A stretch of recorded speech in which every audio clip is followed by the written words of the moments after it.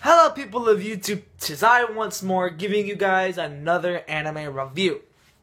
And today people of YouTube, I will openly admit something. I admit this previously before in another video, but I'll say here again, I love the Yu-Gi-Oh franchise. I love the Yu-Gi-Oh franchise. I really admire I love the series. It's one of the best. I got synchro monsters and shit. I got Exceeds monsters. I even have fusion monsters. I have normal monsters.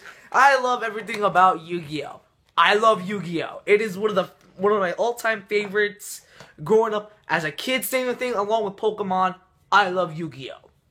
I just love everything about it. The strategy, the thought, the overall, process of actually coming up with this kind of stuff.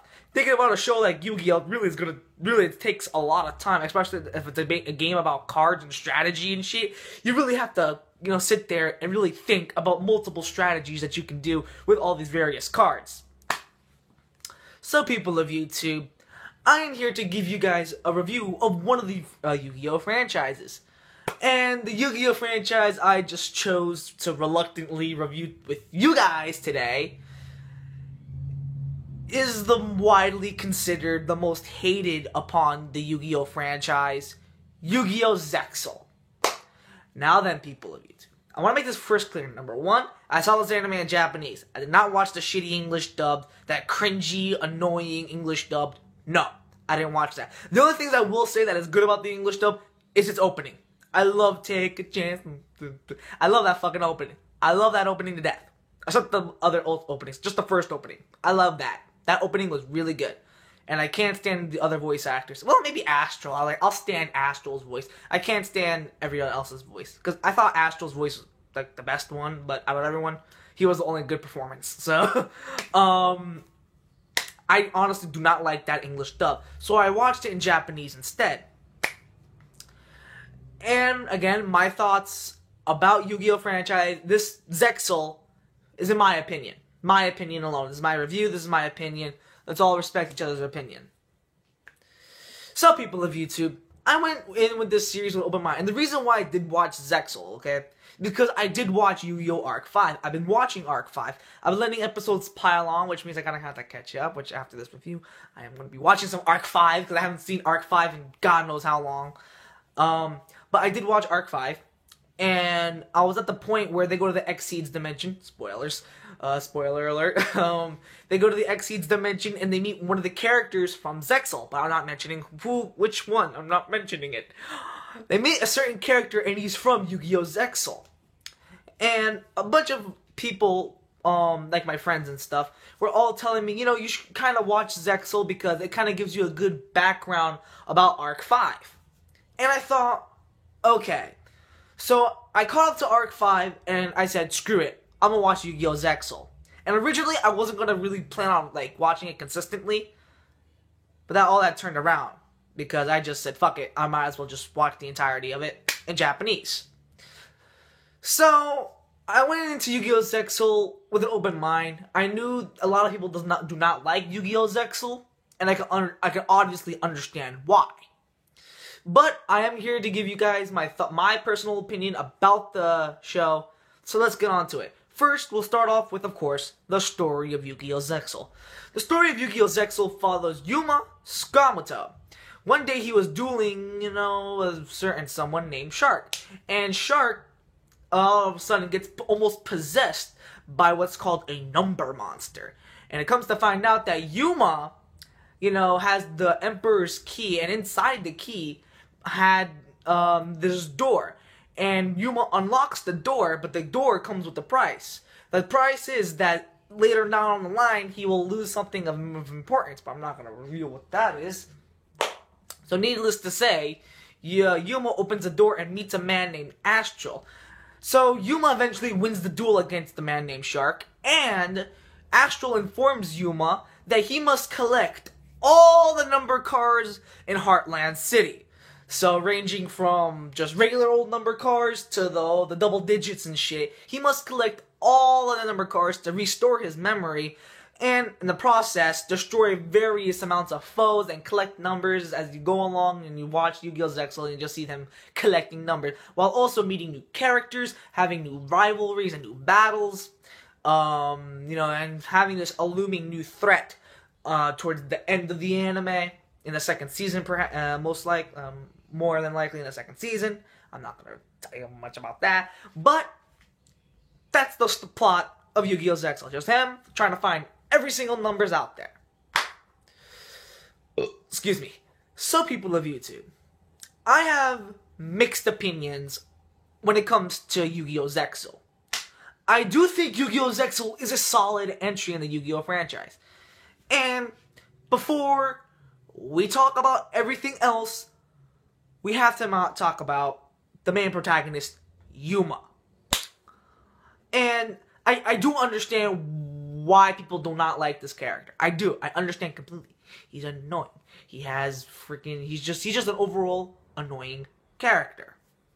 No one likes Yuma for the fact that his antics gets, one, annoying, and two, he always has to kind of rely on Astral for help most of the time, because it's usually him and Astral trying to duel against all these other opponents. And to which I say, yeah, that's true, but of course, towards the later half of the anime, you do see Yuma grow as a character, and I do respect what the creators did with Yuma as a character. I especially love what they did with Yuma towards the end of the anime, because now he finally really grows on you. He finally becomes less annoying. I mean, sure, he becomes annoying again even more towards the end, but he becomes tolerable because he grows as a character. I love seeing growth when it comes to a character. I love when a character acts one way in the beginning, but then finally steps up and tries to be something better, something different, and I love Yuma as a character. And plus, I totally understood what they were going with when it comes with Yuma. You see, the thing is, you people, a franchise like Yu-Gi-Oh! Having multiple new characters per season, per series, whatever. Ranging from the original, to GX, to 5Ds, to even Arc 5. The main characters have to be different from one another. They have to stand out from the rest. You can't have one character act the same as all the other. No, that's very boring. Okay? And plus, you have to have those things that make the character stand out from the other previous entries of the main protagonist of Yu-Gi-Oh! And you also have that quality to really remind you and really think, what are the qualities that I really enjoyed about Yuma? Well, I do like Yuma as a character. He's the more rambunctious, he's the more shoot first, ask questions later kind of guy. He's the more self-loathing, not really, but he grows on you. He does grow on you a lot. And he has to stand out from the others. What are qualities about Yusei that we all like? Yusei thinks 3 steps ahead of all of his opponents. Yusei knows how to handle a great situation. Yusei knows how to handle a really bad situation. Yusei is just, considered one of the best protagonists in Yu-Gi-Oh! On which I totally fucking agree. But, Yuma has to stand out from Yusei, and Yusei had to stand out from Jaden at one point, because Jaden, well, who was Jaden? Jaden was always the optimistic kind of character. He always saw the bright things of every kind of situation. And what are the things we remember about Yugi? Yugi is just Yugi. He's the original. He's the star of the show. It's because of him that this franchise blew up and became what's popular and what's known as today. What are the things we remember about Yuya? And Yuya, to be honest, is the more realistic main character. There are moments in Yu-Gi-Oh! Arc 5 that, has Yuya doubt himself. There's moments in Arc 5 where Yuya tends to, doubt himself and let his emotions take over his whole entire dueling way. And I love what they did when it came to Yuya. So when it comes to Yuma, I understood where they were going with. They had to make him stand out from the previous entries and also the newer entry. So people, I don't hate Yuma. At first, I thought he was annoying.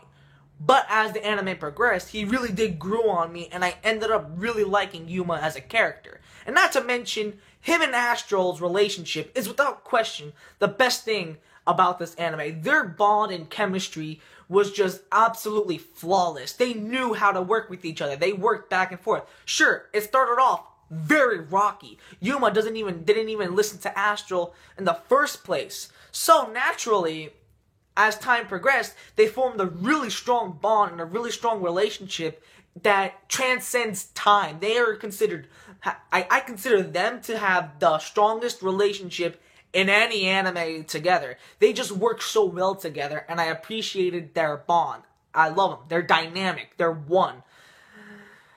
And also, not to mention, the animation's very good. I did like the animation. The animation of Yu-Gi-Oh! Zexal is flawless, very colorful. I love the designs of the characters. I love the designs of the monsters. But that's nothing to be expected. This anime, came out in 2014? 2012, 2014. So, it's supposed to have really good animation. So, it was a really good, solid anime. I love what they did with the animation. The designs, the strategy, the duels. The duels are literally awesome. Like, they're, again, another thing that really kept me interested about Yu-Gi-Oh! Zexal is the fact that the duels are just fast-paced, they're quick. There are a lot of things that can happen in one single move. You know, I activate a trap card, it completely changes, flip-flops the entire duel. I loved it. The duels are the best part about the anime. The story, nothing new. It's literally like one of the most cliche shonen stories out there. But is it effective? Towards the second season had the best story plot. The first season wasn't really. Although the first season, I did like the main antagonist for that, although very cliche, did serve his purpose really well. And the antagonist in the second season also did his real job very well. I did like it. And the characters. The characters of Zexal. Again, I already mentioned how much I actually really did like Yuma as a character, and I also loved Astral. Astral is without question my favorite character in Yu-Gi-Oh! Zexal. He just has so much charm, so much wit, and I love the relationship that Yuma shares with Astral. They're just dynamic. They're perfect for one another. I loved it. Now, I know what you guys are going to be writing in the comments. Oh, but the reason why Yuma always wins these duels is because Astral is always there to help him. Yes, that's true. Without a doubt, it's true. But it's because the Astral's there, Yuma, towards the end, grows as a character. It's because Yuma and Astral had these duels together, he learns new strategies and new ways how to use his deck. And plus, also, moments in Yu-Gi-Oh! Zexal, Astral doesn't even appear. At one point, Astral is gone.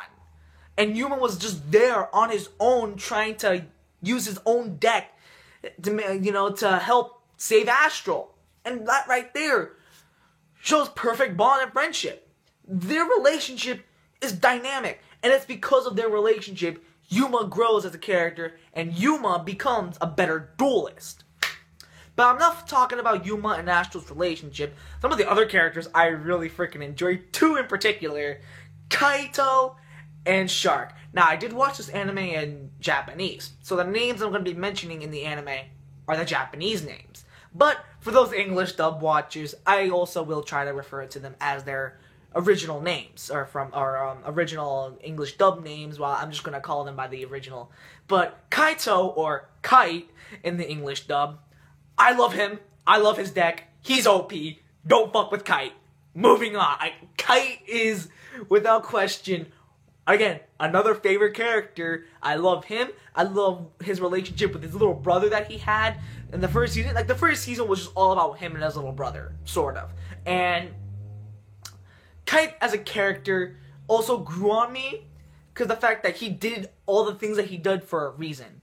And I'm not going to reveal what reason, but it's a reason nonetheless, and it's a really simple reason at that. So, but very effective. So, I understood Kite. I loved Kite. He's without question another favorite character. And another character that I really enjoyed, Shark, or Kamishigo Ryoga, or I honestly don't know what they call him in English dub, but I'm just going to call him Shark because that's what they name him in the Japanese and in the English dub, so it's easier for me. So Shark, I also really enjoyed. I also love him. I also love his deck. And Shark, at a few points, kind of flip-flops with me. Sometimes I actually do like him, but other times I sort of am like, meh about him. But again, I understood what they were doing when it comes to Shark as a character. Shark is a very complicated character. He is very multi-layered. He likes to keep things to himself. Same thing as Kite. Kite likes to also keep things to himself and keep himself calm and reserved all the time. Shark, on the other hand, is quite almost different in the sense that Shark, you know, has like this really dark past that I can't really reveal, and he's multi-layered if you just keep watching the anime, and it all makes sense towards the end. Shark is really enjoyable. I do like Shark as a character, so in that regard, towards the end, I actually did tolerate him, and so much. So I am singing praise about Yu-Gi-Oh! Zexal, but don't get me wrong, I do have a lot of issues with it, and here they come. The first and major issue that I had with Yu-Gi-Oh! Zexal are the plethora of just useless, unnecessary, waste of time side characters. In the Yu-Gi-Oh! Franchise, it has a old theme to it about friendship. Because, you know, everything's about friendship. Friendship is power. What has My Little Pony taught us? Friendship is power. Of course. Of course. So naturally, when it comes to friendship, Yuma has some friends. The friends being a girl named Tori, or Kotori if you saw Japanese, but Tori in the English dub. A guy named Tetsuo or Bronk in the English dub. Flip, which is also named as Tokunosuke, I believe, in the English dub. And then there's Cat. It's Cat, either way. They call her Cat-chan, but it's Cat in the English dub, or Cat-chan, whatever. And 5 is the class rep, and I forgot his fucking name, because they barely say it, because all they call him is class rep. So, yeah. They're useless. They do nothing. They literally do nothing in the end. Except 2. Except, honestly, 2. Tetsuo and Cat. Now, Cat, I was a little disappointed in, and here's why. Cat actually has feelings for Yuma. It's shown in the anime. She, in the episode that she is introduced, she obviously has feelings for Yuma. Without question. No duh. So, I was kind of interested in what they were going to do with Cat. And they did nothing. They literally did nothing with Cat. She was in like a few more duels after that. Like 2 more duels after that initial duel, after the first duel. And that was it. That's all she did. She did nothing. Nothing. And Tetsuo, well, Tetsuo actually does contribute a minor portion of the story. I remember there's one time where kind of Astral and Yuma kind of get possessed, and Tetsuo has to stop Yuma or Astral together because they were possessed by one of the number monsters, and he does more to contribute in the story. He does more than Cat. He does more than Cat, more than Tori. And don't get me fucking started on Kotori. Oh my god. At first, I thought, she's actually a really cute character, you know. I mean, like, maybe she'll have, like, good one, you know, back and forth with Yuma. I mean, okay, I'll give it to one thing about Tori. His relationship with Yuma is kind of mediocre, I would say. But overall useless. She does nothing. She literally does nothing. She just sits there, watches the duels, gets kidnapped, having Yuma going to constantly save this girl countless times again. And every time I see Tori on the screen, or Kotori, or Tori, or whatever, I just lose my freaking mind, because she does nothing. She didn't do anything in the first episode, and she didn't do anything through all the episodes leading to the last episode. She does nothing. Along with Yuma's friends, Flip, or Tokunosuke, nothing. He does nothing. Class rep, nothing. Does nothing. Oh my god. His friends are the most useless bunch of useless cowards, useless assholes, they're just useless. They don't do anything. They're there just to be there. They're there just to be, just one more character for you. And I just see baloney. And seriously, don't get me started. And I was, again, very disappointed about Cat. Very. And Tetsuo. I'm very disappointed in Tetsuo. In fact, the character I'm the most disappointed in is definitely Tetsuo. Because I thought he would contribute more to the story. And plus, he had a really good backstory with Yuma. How did they squander that? Another issue that I had with Yu-Gi-Oh! Zexal are the fillers. Useless. I don't like fillers. Fillers have plagued me since I started watching the original Dragon Ball. Okay? Fillers are useless. I hate fillers. I usually skip fillers. Sometimes I would watch a filler and not even know it's a filler. I'm dead serious. I would watch an episode of Yu-Gi-Oh! Zexal and not even know that it was a filler. There's only one time where I caught that it was a filler, and I skipped it on purpose. Because I didn't want to deal with that. No more fillers. Like, Naruto has plagued me with fillers. The original Dragon Ball plagued me with fillers. Dragon Ball Z, same thing, plagued me with fillers. Bleach, don't get me started on Bleach. Ugh. Don't even get me started on Naruto. Fuck that. I hate fillers. Fillers are the worst. Fuck fillers. Seriously. Fuck them. Fuck them. God, people. I don't mean to go be really harsh on the anime. I really don't. Yu-Gi-Oh! Zexal is solid. Oh, and by the way, after I just said that, I have one more issue with it. The comedy. I hate, like, to be honest, I mean, I thought slapstick was funny. You know, it's obviously funny when you're a kid, but slapstick comedy is not. Like, you could tell that some of the moments were, because, you know, it's kid-friendly, so, you know, some of the moments are child-friendly. So, you know, there's a bunch of slapstick comedy throughout, especially in the first season. Oh my god. Slapstick galore. My god, Yuma on top. There's just so many bad moments. It's not even funny. I'll never forget the one episode where they're trying to go into Heartland City. They're trying to sneak in, and Yuma, you know, Tetsuo and Yuma and all his friends are on top of each other. And they're just trying to pole vault, and then Yuma hits his face on the fucking wall, and I'm just like, oh my god, it's so cringy. It's so bad. The comedy is so bad. It's so bad. It's not even that funny. Except that one moment with the... Oh my god. It's useless. So useless. But as I was saying before, I don't have much issues with Yu-Gi-Oh! Zexal. Sure, those are crippling issues. I hate those issues. But... Oh, I keep forgetting this. One more thing. One more thing. See, this is why I write my reviews. Sometimes I just have to write my reviews. In this case, I didn't. So I'm going shit off the top of my head. But another issue that I had with Yu-Gi-Oh! Zexal.